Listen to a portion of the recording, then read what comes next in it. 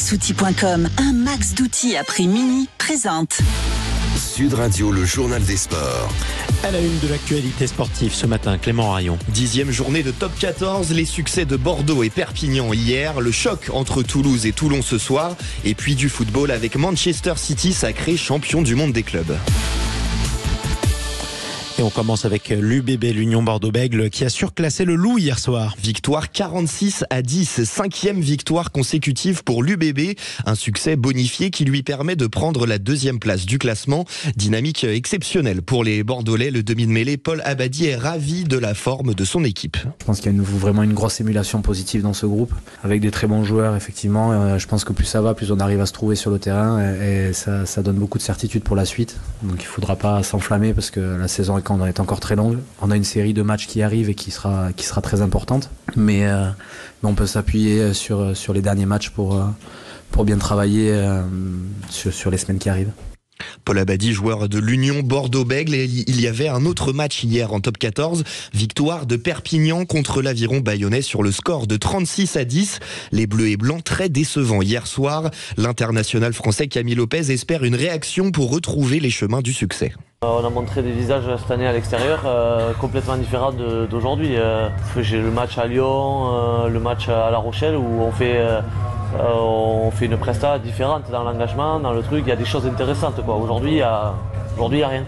Le problème, c'est que j'ai pas de baguette magique et donc il va falloir que tous ensemble on trouve des choses pour que ça se fasse pas. Mais bon, preuve de constater qu'on ne trouve pas les solutions et qu'on fait pas le nécessaire. Donc je peux pas vous mentir ou vous inventer quelque chose.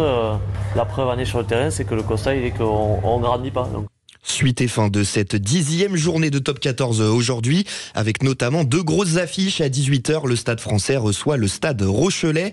Et puis le choc ce soir entre Toulon et Toulouse. Match très particulier pour Yannick Youyout, le joueur du RCT qui retrouve son ancien club.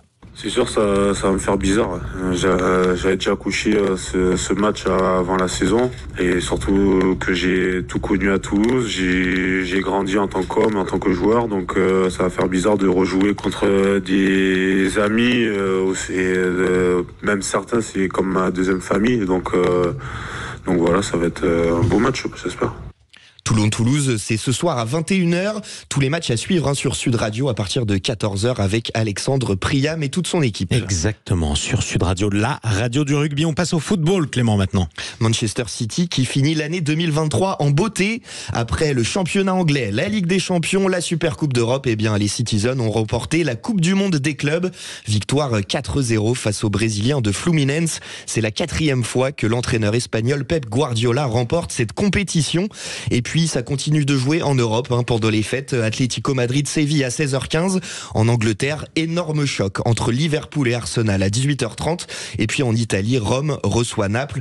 Coup d'envoi 20h45. Oui, belle affiche d'ailleurs, Rome contre Naples. C'est presque d'ailleurs, pas un derby, mais presque en Italie. Allez, on passe au ski alpin, c'est la saison, avec un joli cadeau pour Clément Noël. Tiens, évidemment, on ne pouvait pas le rater. Évidemment, et oui, le skieur français qui décroche son premier podium de la saison en Coupe du Monde.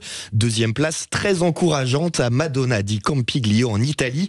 Le Vosgien, médaillé olympique en 2022, se remet sur les rails avant un mois de janvier bien chargé. Un mois de janvier très chargé pour la période des fêtes. Ça, je vous le fais pas dire, Clément Harion. Madonna di Campiglio. On prononce pas le G en italien quand on le dit comme ça. En tout cas, merci beaucoup, Clément Harion. À suivre.